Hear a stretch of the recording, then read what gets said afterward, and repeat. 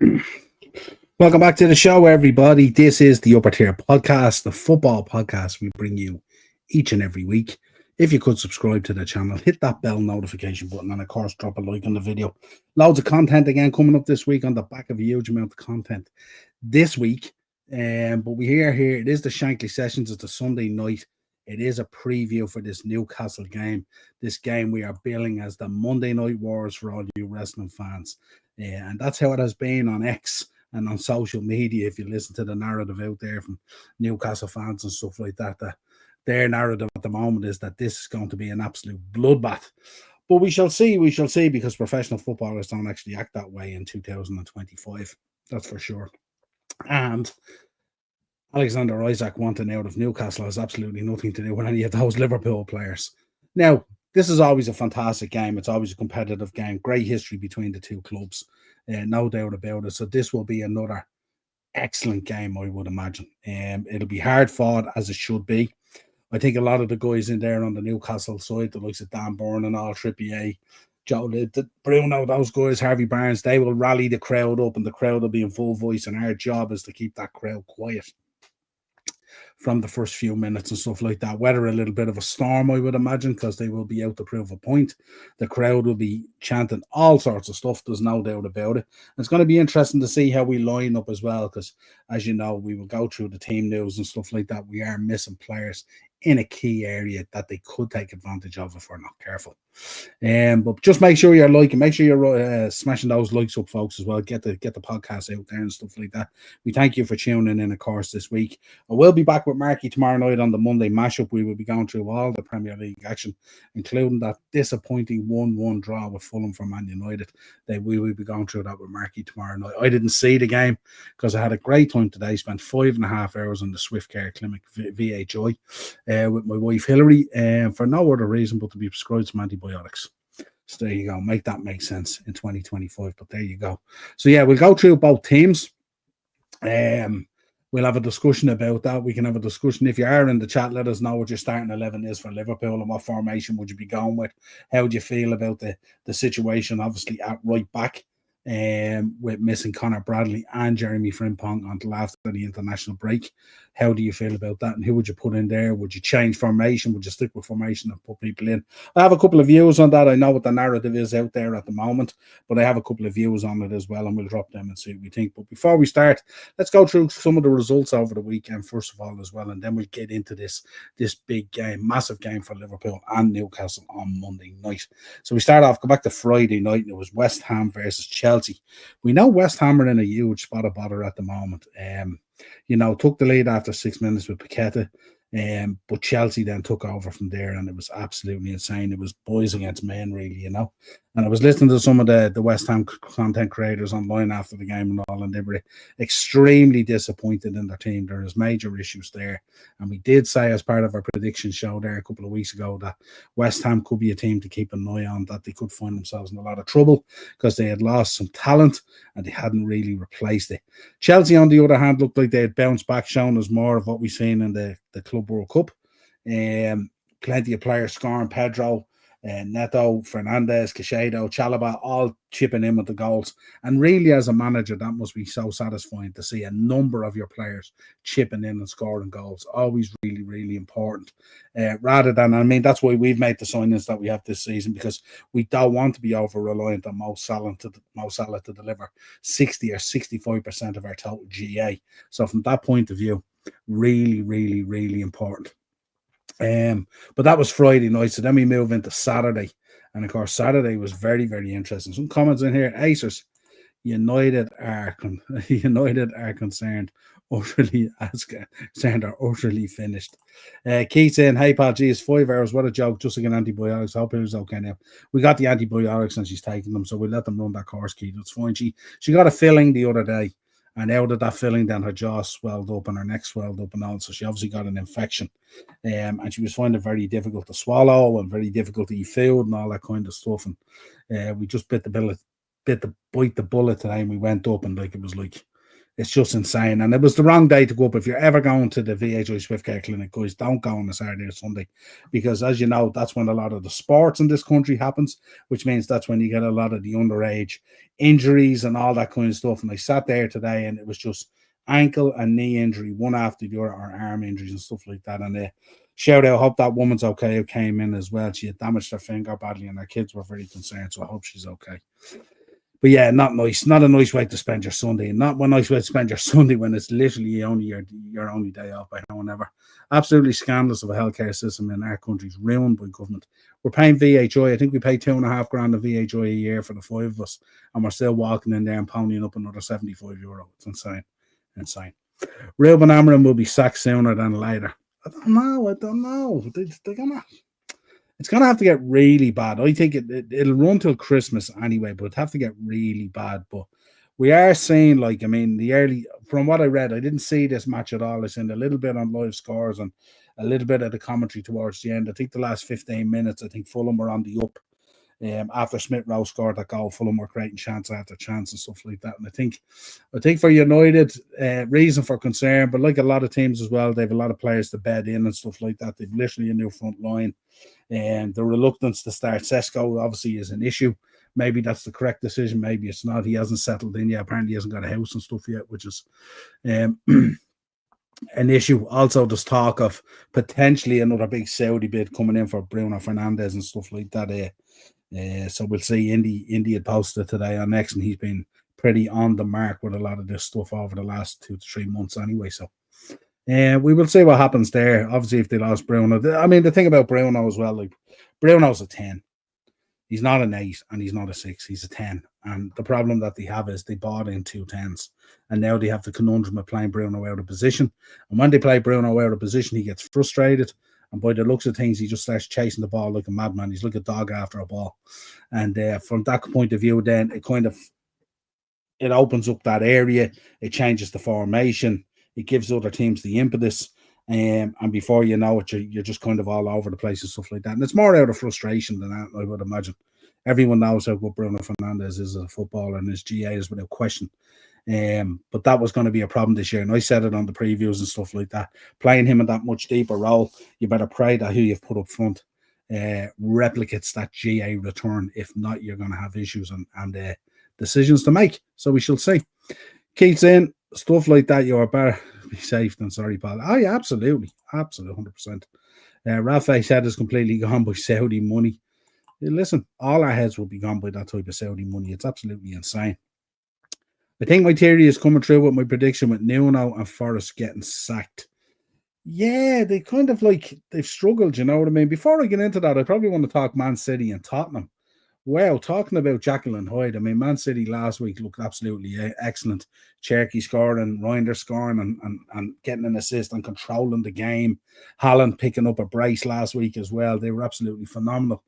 This week, just way off it. So blunt and stuff like that. Spurs, so well structured now under Thomas Frank. So many players in there look absolutely different gravy. Richarlison, Bentancur yesterday was phenomenal. You know what we're getting with Mickey Van de Ven and Christian Romero. Even Vicario looks different gravy this season. But it's a phenomenal. You know, it's a tip the hat really to Thomas Frank. You know what I mean? I know we're only 2 games in, but Tottenham look really, really good at the moment. They look like they've got shape. Look at Poirot. They look like they've got structure. You know, even going forward with the options they have and stuff like that. And quite frankly, yesterday, they won the game. They won the game. There's no doubt about it. And Man City were left wanting in so many areas. But yeah, Keith, absolutely. Kobe Mainoo should be handing in transfer requests to me. So yeah, I just don't think he fancies the boy. And I think for Kobe Mainoo, there is big decisions to be made there because it is a World Cup year. And he needs to go somewhere where he's playing or he could kiss goodbye to his jersey or his seat on the flight, you know. That would be so disappointing because the boy is so good. So annoying that my Amazon Prime isn't working for Forbidden Door pay-per-view. Oh, it's on Amazon Prime, is it? Happy days. I'll watch that later then.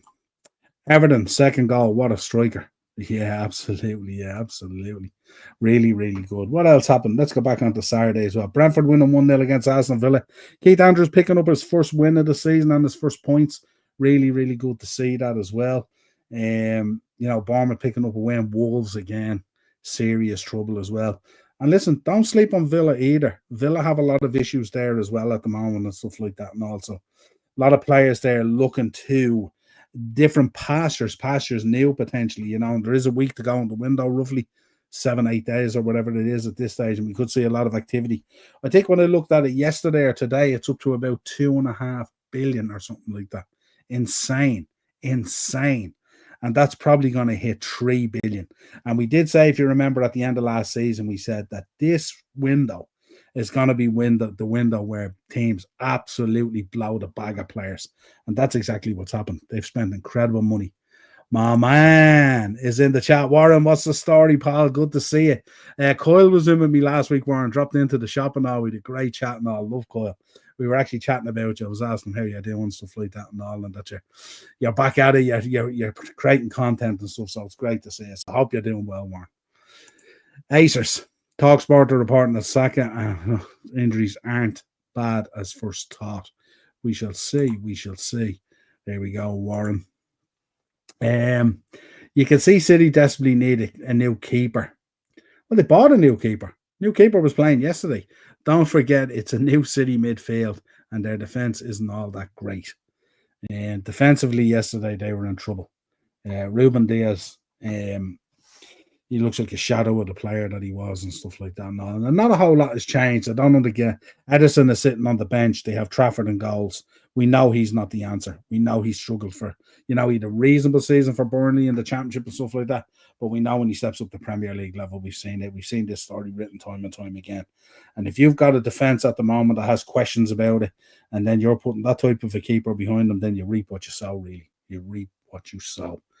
So, yeah. At Acers, I hope they are out for the Liverpool game. I think that's probably a given, is it? Sure, it's next weekend, isn't it? It's a week away.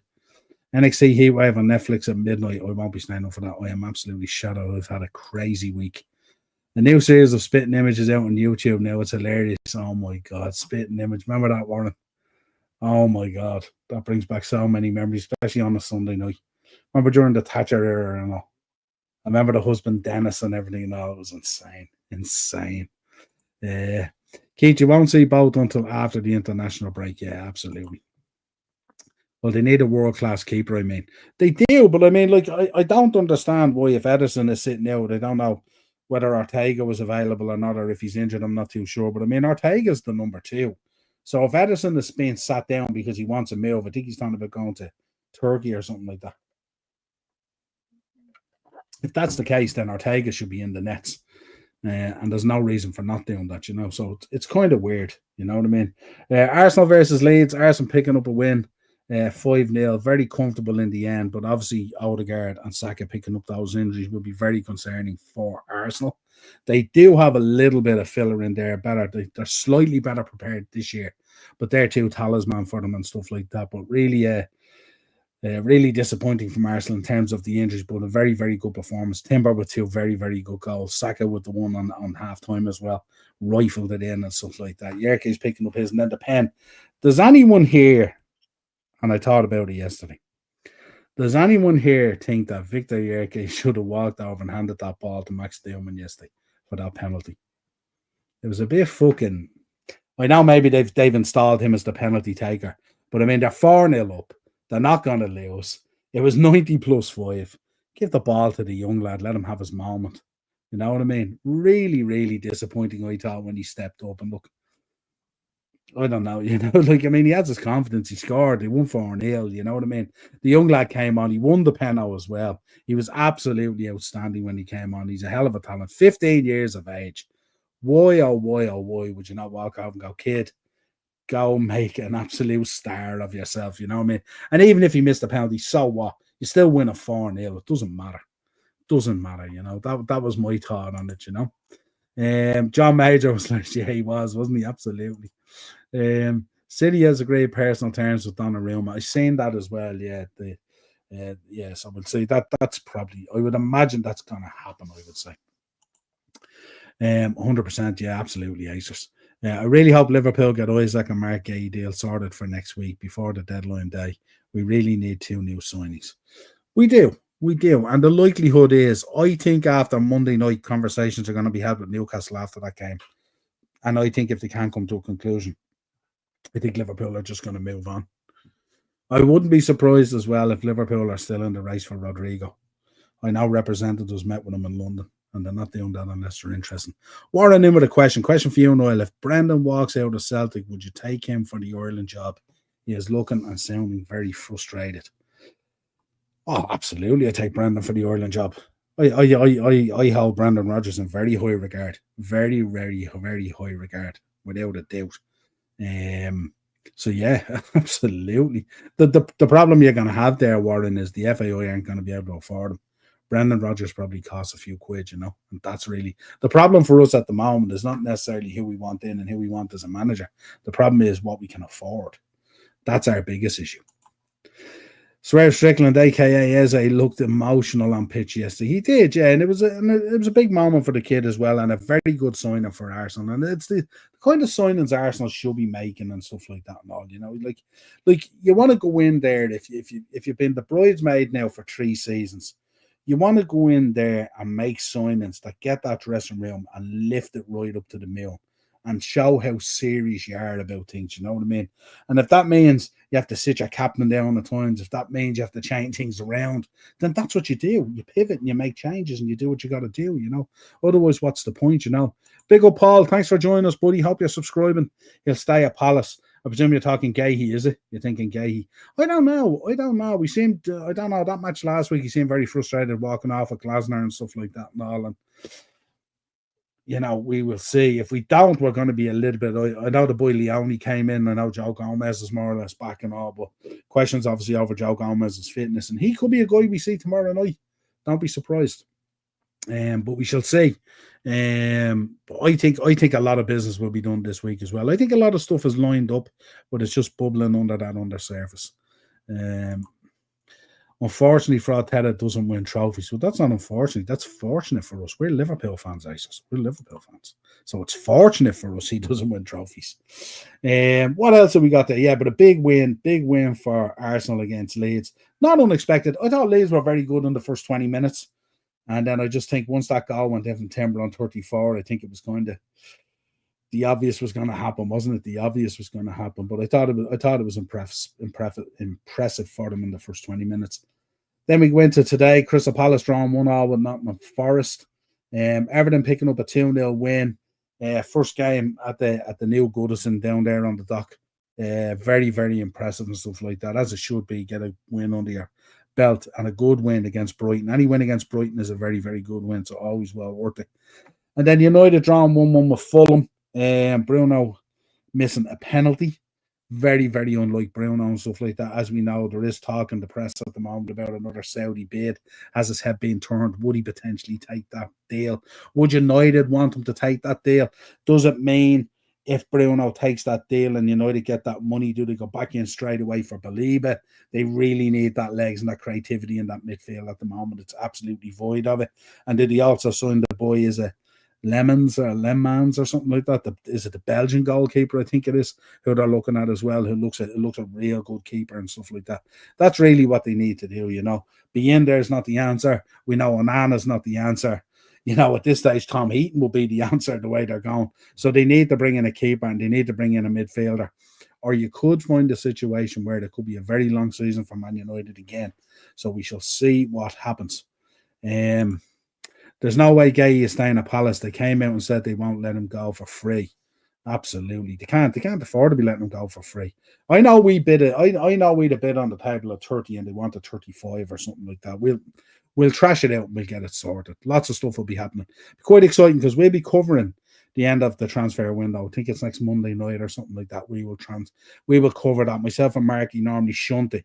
And instead of doing 9 till 10, we might do 9:30 till 11 till it closes and stuff like that, bringing you all the transfer news and analysing all the teams and the business they've done and some amount of money they spent. Eze has scored 29 goals in 3 seasons. He has, Warren, but he's like it's a different team.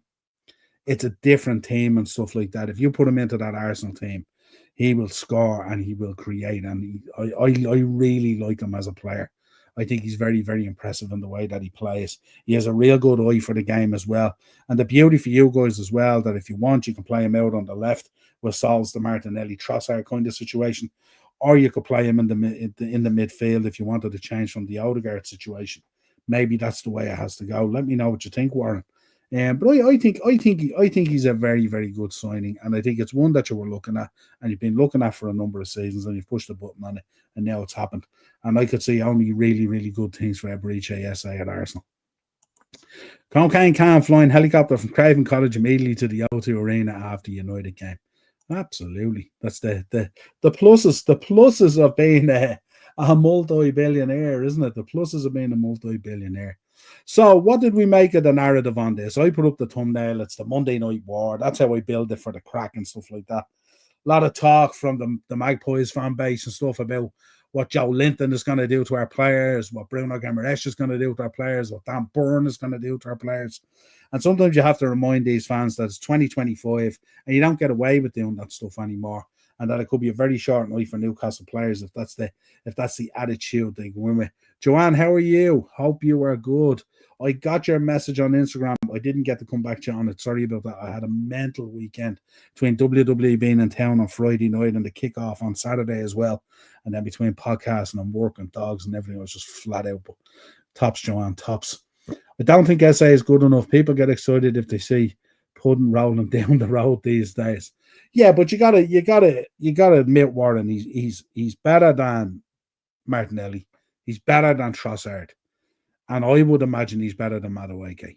That would be my opinion on it. Let me know yours. And if he's better than those three, then he will improve you. And he can find, when you look at the others, he definitely will find GA. He will definitely assist. He will definitely score. And that's only good for Arsenal. I know some people might have wanted Rodrigo, and you never know. That might still happen. Let's see. There's another 8 days to go. It could still happen. Trossard could leave. Martinelli could leave. Who knows? And the big thing for Arsenal that I see is trying to get, getting guys out the door. You know what I mean? Especially on that left side. It's heavily weighted on that left side. That's why I thought Madueke was coming in to be the backup for Saka. Now, that may end up being the case. So you could see Madueke on the right-hand side against us next week in Anfield. Let's see what happens. But that's a huge game now, especially with injuries and with SA coming in and stuff like that. We know Eberechi SA likes playing against Liverpool as well. That's for sure. Drop Odegaard for SA. Simple. Yerke's game improvement. Yeah. Hello, Warren, my lovelies. Absolutely, Joanne. It was only Leeds United. I'm not getting excited, but we were better without it's not in the team and the donkey. Yeah, absolutely. And it's nice again, like what I mentioned with the Chelsea game as well.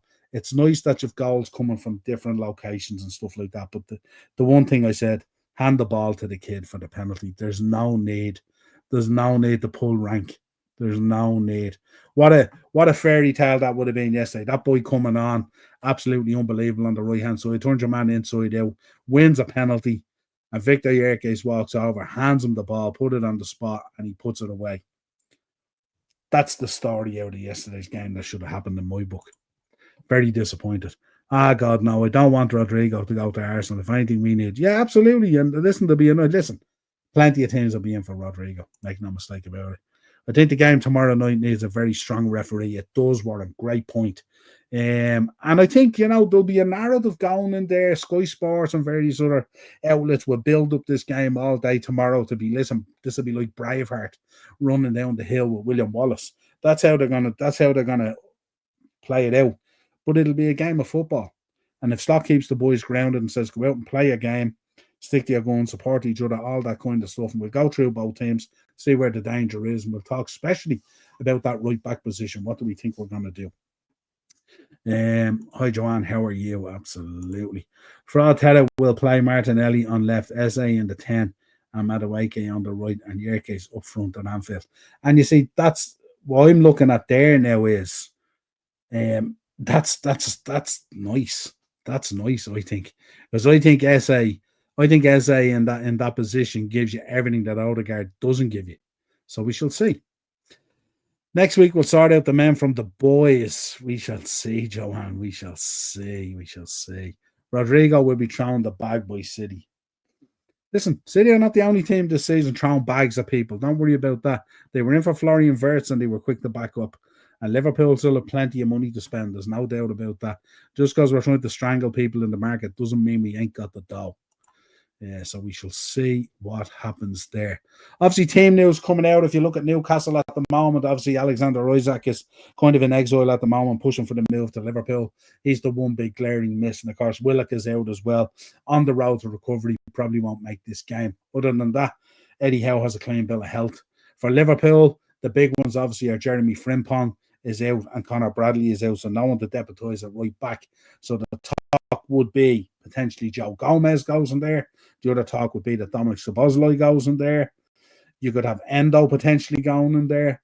I like the idea of Curtis Jones going in there. I think he played at right back a couple of times last season and he did really, really well.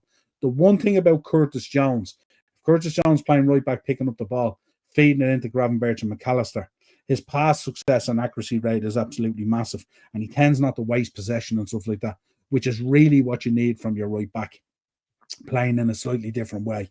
Obviously, the concern is coming down that side. He's going to be dealing with a lot of very talented players and stuff like that and all. And that will be the struggle somewhat if he doesn't hold the shape and decides he's going to be that third eight or second eight in midfield with Gravenberch in the sixth. Gravenberch coming back obviously will be huge, absolutely massive for us. He really puts his foot into the game and stuff like that. And I'm really looking forward to that battle between Tonali, Joelinton, Bruno Guimaraes, and McAllister and Gravenberch. We shall see who pivots into the middle. We could also pivot with, if Szoboszlai is there, he could move into that midfield and invert in like what we used to do with Trent to make up that three. Obviously, Kerkez is going to have to push forward as well, so we're going to need to overload that midfield. Because if you look at Bruno, Tonali, and Joelinton versus Gravenberch and McAllister, we're a bit light in there if you want to win the battle and stuff like that. So we need to think about what's the best way. I've seen people recommend that today Leone goes in and we play three at the back and push the two boys forward and stuff like that. I don't know whether we want to be using a game like this to change the world in which we live in. I think a very simple change at right back, be it Dom, be it Curtis, be it Endo, be it whoever it is, someone who needs to hold our position and keep our shape. My fear with Dom is that Dom forgets his positioning sense, and that's where we get opened up. You know, it's both sides there on the right and left back areas where we've been done down those wings, and that's where we need to be really, really careful. And the likes of Harvey Barnes coming in there, Gordon and Alanga, you know, the pace and the speed and the power. So we need to be very careful with that high line. Ibu Konate needs to be on it tomorrow night. He can't be getting his lines wrong, especially against the power and the pace of Alanga and Harvey Barnes. We know how good he is at dribbling, how strong he is, and at pinging balls from distance. Tonali joining the attack as well with Joelinton and Bruno Guimaraes. So it's going to be a really, really good game, as it always is against Newcastle. There's no doubt about it. Keith is going. We'll go through some of the comments first. Where are we? Rodrigo, well, yeah, Keith's in. Just realised Liverpool game is clashing with Raw tomorrow. Shit. Yeah, just put both on. I was talking about wages. Yeah, absolutely. And listen, we can tolerate wages as well. They're not going to be able to throw massive wages at it. Yeah, I think Arsenal's squad has been built to secure a top four, nothing more, nothing less. I don't know, Warren. Is that the case? That's the case. I think what you might get from Arteta, if this doesn't work out as planned, you might get Arteta doing what he did with Edu and saying, well, these are Bertha signings and blah, blah, blah, blah, blah. But I read an article the other day, which I was quite surprised that the Madueke signing was Mikel Arteta. There you go. A lot of money. Let's see what happens. Warren, so busy with the garden this summer and helping rescue cats and rehome. Awesome, Joanne. Awesome. My brother from another mother's in. Big up, Baz. Love you, mate. Catch you tomorrow. Pepe is killing at Villarreal, scoring and 5-0 wins against Girona. Yeah, absolutely. Listen, we know how good the player was. Barcelona game last night was epic. Didn't see it. Real Madrid game about to start. There we go. We're absolutely spoiled football-wise now, aren't we? I think Uslot could win the league by the beginning of April, Niall. I'll take that, Warren, all day long, and I hope you're absolutely spot on. Here we go, but we shall see. We shall see. Keith's going in. Alisson, Gomez. I'll bring up our teams as well. So, Alisson, Gomez, Konate, Virgil, Kerkez, Graf, Maka, Wirtz, Cody, Ekitike, Salah. That's my lineup. Interesting. Yes. Gomez, Canati, Virgil, Kerkes, Grav, and Maka, Verts, Cody, Hugo, Salah. Yeah. Yeah. That could be the one. I mean, Gomez would be the natural decision because he is a right back and a centre back. But I just don't know bringing him back in at this stage, coming back off that injury, whether he's going to be dynamic enough. And listen, we've seen him playing really, really good games, but whether he's going to be dynamic enough to put up with that front three there of Newcastle. So that's where I would be a little bit concerned. And when that tends to happen, and no disrespect to Joe Gomez, what happens then is you get Kanate getting pulled out of position to cover, and you find you're going to have both guys over there in that right back position. And when that happens, then that's food and drink for a Harvey Barnes. That's food and drink for an Anthony Gordon and stuff like that. That's where we have to be so careful. Because that's where it can all break down and very quickly can go away from us. Kanate mind is only focused on free Madrid transfer. Yeah, but it's not going to happen for a year, so it doesn't matter. Doesn't matter. He needs to get his head in this game and stuff like that. He could find himself out of the game very, very quickly. What's your thoughts about the young fella from Shamrock Rovers who has been linked with Arsenal? Listen, I look at Shamrock Rovers and they've a huge amount of talent there at the moment and stuff like that. What a job Stephen Bradley's doing. Incredible. Head and shoulders above everything over here. And doing a fabulous job. And as I said the other night in the podcast, great news about his son Josh as well, ringing the bell, finishing his treatment for cancer was absolutely fantastic. What a moment. And Bradley has conducted himself in a very, very good way and stuff like that. You could do worse, Warren. You could do worse. And to be linked with guys like that, especially considering the history of Irish in the Arsenal and stuff like that, Warren. I say it even with Liverpool and stuff like that. That link to Irish players and stuff like that has beared fruit over the years. So nothing but good things. Igal was saying that Paul Merson shouldn't comment on Arsenal as he is a Chelsea supporter, but Igal forgot that Paul Merson's an Arsenal legend. Paul Merson has some interesting takes, there's no doubt about it, and he has some interesting conversations and stuff like that. But I think the Arsenal fan base, are leaning more towards what Henry said and stuff like that, that it's now time to deliver. Being there long enough. And I think also the comments from Tony Adams, I think about a week or so ago, were probably spot on, hit the nail on the head and stuff like that. And I'd be listening to those guys before I'd be listening to Paul Merson. That's just my view. Let me know in the chat, especially you Arsenal fans, what you think. I think what Tony had to say, I think he shot from the hip and I think he shot from the heart. And we know what a player Tony Adams was and how phenomenal he was at Arsenal. Also, it goes without saying, Henry as well said it at the tail end of last year as well, that he was, he's there long enough now. It's now time to deliver. How much time do you give a guy? How do you feel about Ben Doak leaving? Slightly conflicted on it, Warren. One, I think it'd be very difficult for him now to come in and play games. I think you might get some Carabao Cups and you might get some initial FA Cup early rounds and stuff like that and all. But I want more for Ben Doak. And I think the move for Ben Doak, I think, will be a phenomenal move. I think he's a very, very good player. I think it'll only bear fruit, and I'm happy for the kid. I always say that if there isn't a place there for players to break through, I feel the same about Harvey Elliott as well. Very, very good player. Really love these guys and stuff like that and all. But I want them to play football. And if they can't play football at Liverpool, they should be allowed to go and flourish and grow and mature into unbelievable footballers elsewhere. So, yeah, conflicted on it, I would say. Conflicted. Love the guy, though. Endo could play right back. It's not his natural position as well. Yeah, absolutely. Endo can go in there. Absolutely. You could have Joe. You could have Endo. You could have Dom. For me, the one with the most level-headed that won't expose or need Konate to come out as much, for me, would be Curtis Jones. I mean, now that Curtis Jones has exceptional link-up play with Mo Salah as well. So that pivot of Curtis, Gravenberch and Mo Salah could be phenomenal. My only concern with Dom is that he just, he voids his position. And then it opens up the defence there with Konate having to move out, because you're going to get some serious runs going in there, Yeah, and we know that the front three for Newcastle can intertwine and switch and stuff like that as well. So it's a concern. His pace is terrifying and he has no fear. Absolutely. Absolutely. Gets the ball head down. What I would like to see from him going forward this year when he has his move is go in there and work on that final kind of, that final ball. We know he can dribble. We know he can go past players. A lot of times, sometimes he runs with the head down a little bit. And when he gets to where it's time to either pull the trigger or play the pass or put the ball in, he kind of gets lost in that decision at times. And if he can mature in that decision, he's going to be a phenomenal player. He has all the tools to be a phenomenal player. I really, really like Ben Doak.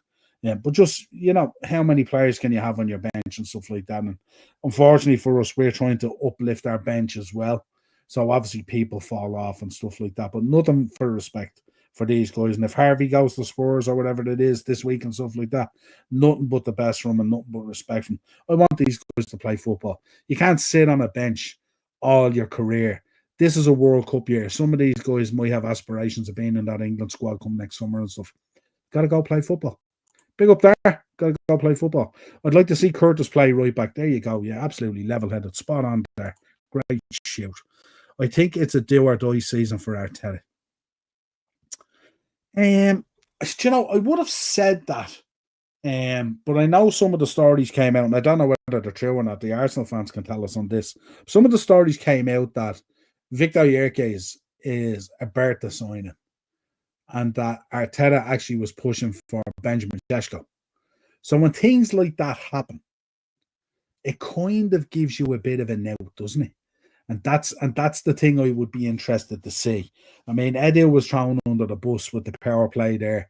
And it's weird when you look at Mikel Arteta and you think about the power that he wields at Arsenal and the money that he's on and the contract and how he has positioned himself.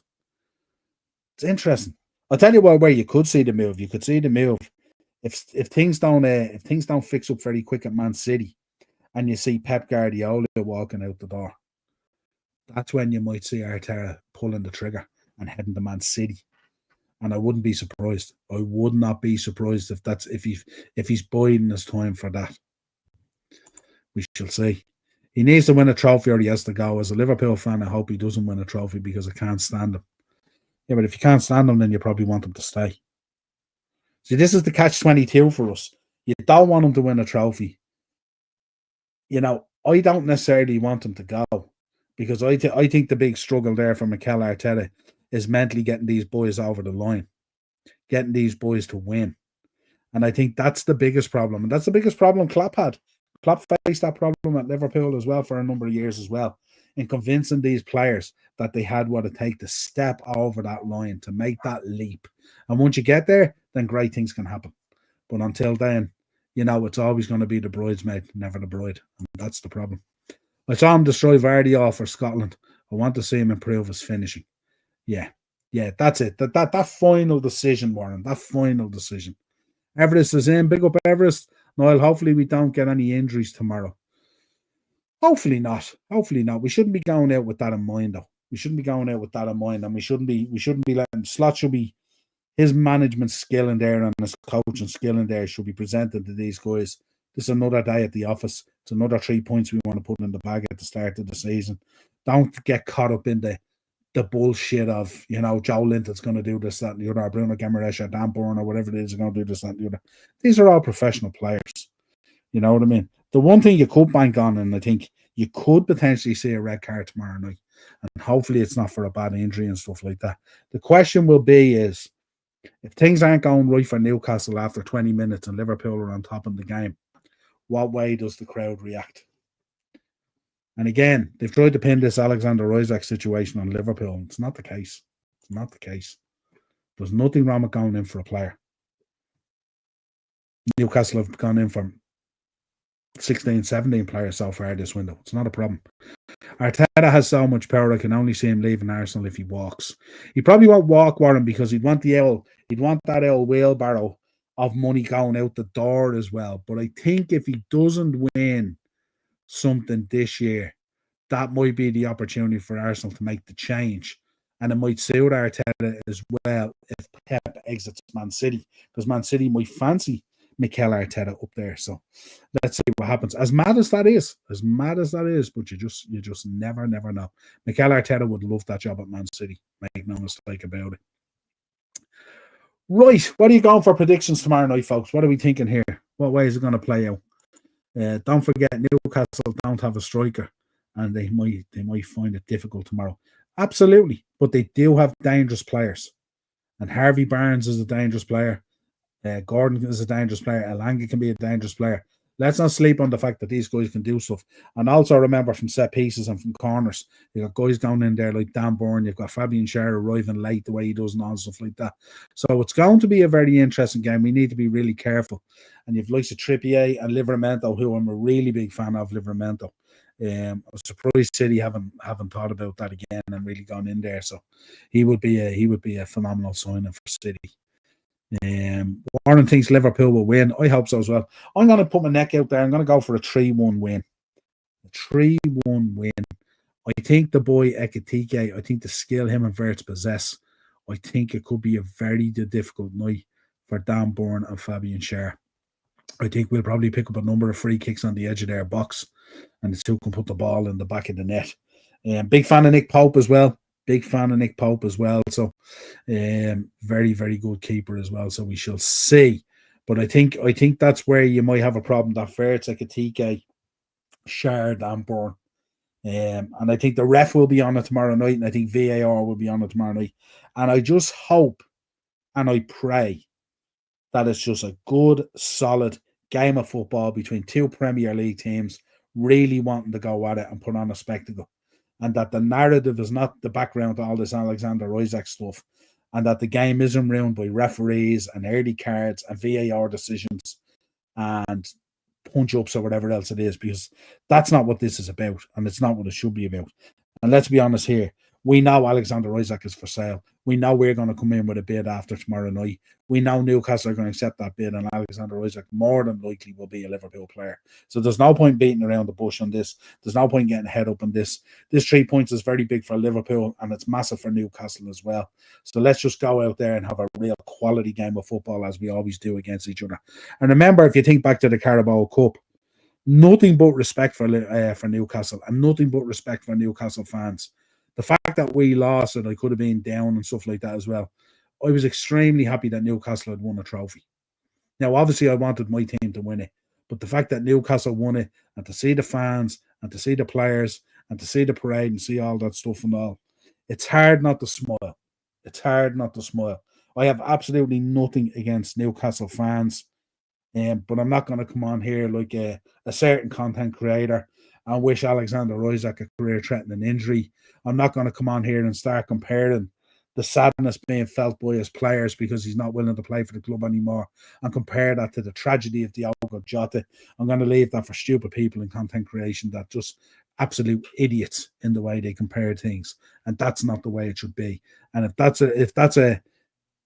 a representation of your fan base, then you guys as Newcastle fans and as Geordies, who I have the height of respect for, should be going in on that guy and letting them know that he in no way represents your fan base. That's for sure. Warren's going for a 3-0. I'll take that, Warren. I'll take that. I think it will be enough game, but I think it will be 2-1 Liverpool. I wouldn't be surprised at 3-2.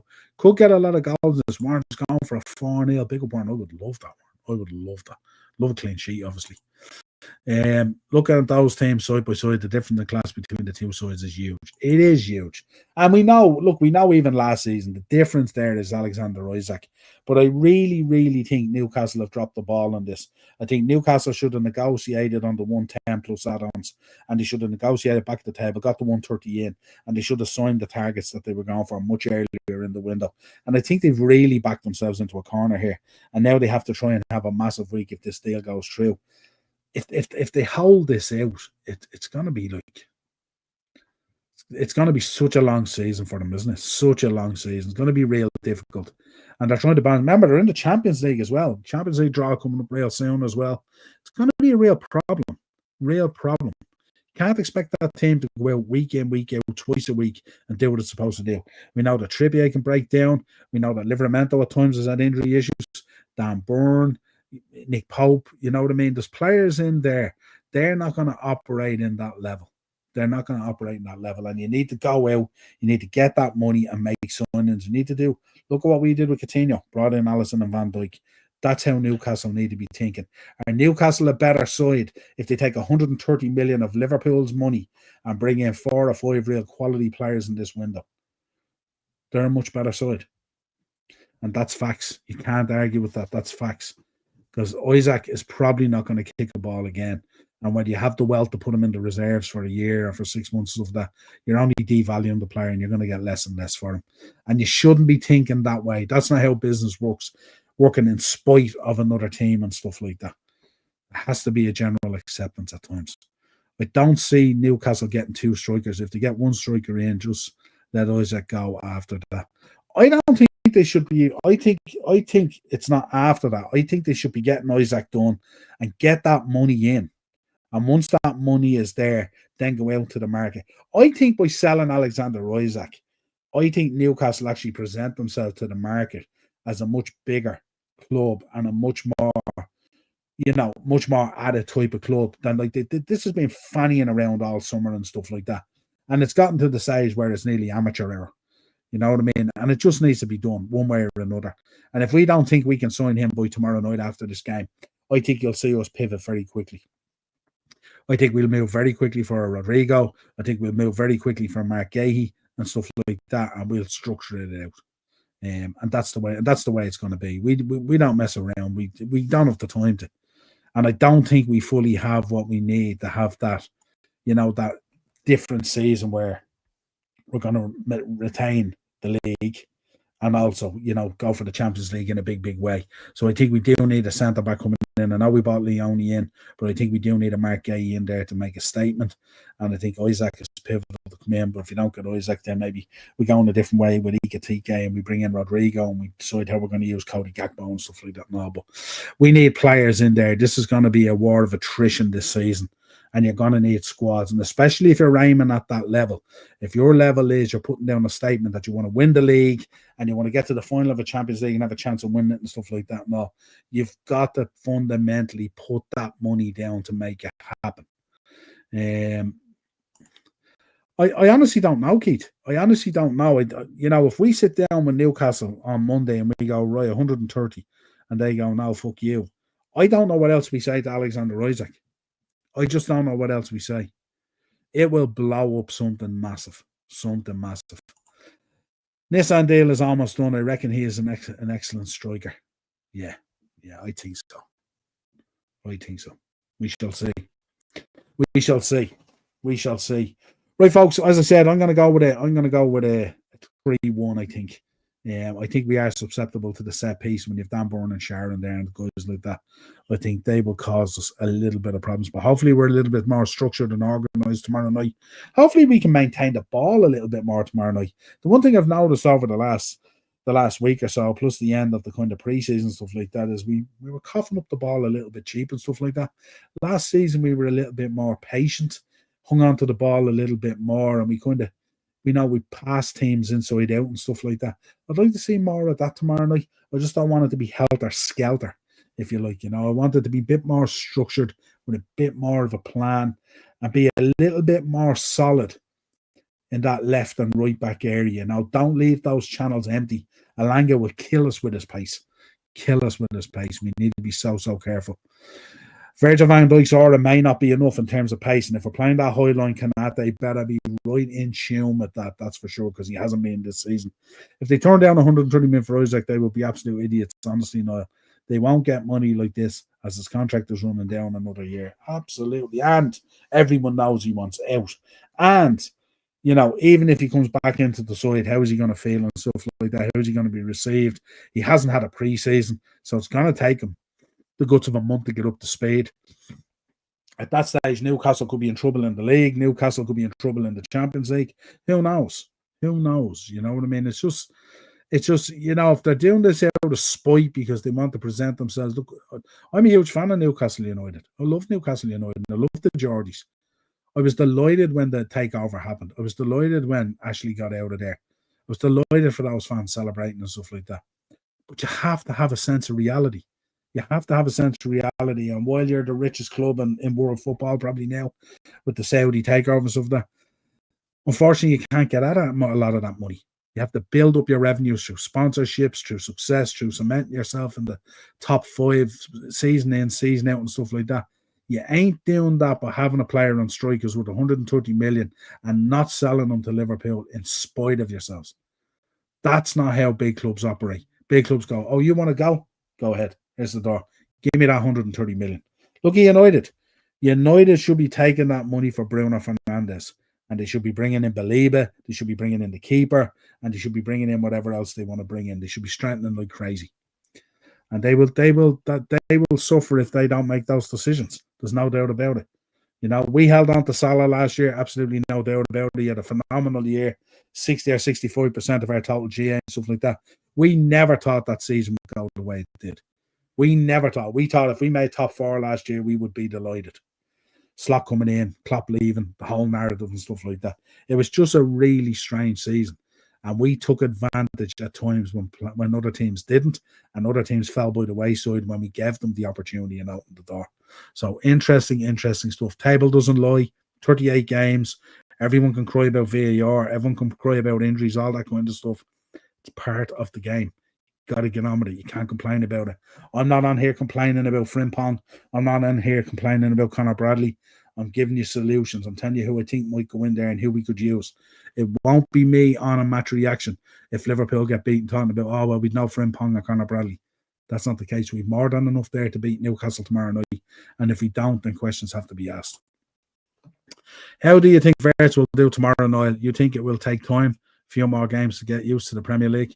No, I don't think so. I think what he should do tomorrow night is use his strength and his skill, and he should be drawn the fouls all night from Dan Burn and from Schär. That's the way it should be. And he should also be drawing those guys in to open up those spaces for Ekitike to move into and stuff like that and all. So I think it'll be okay. And I think you know, another week under his belt, he'll have learned a lot from the Bournemouth game and stuff like that and all. I think he's a fabulous player. I think if his skill set and the way he plays and the way he moves the ball with Ekitike and the way they link up can't open up Schär and Burn, we've got big questions to ask then, haven't we? We've got big questions to ask.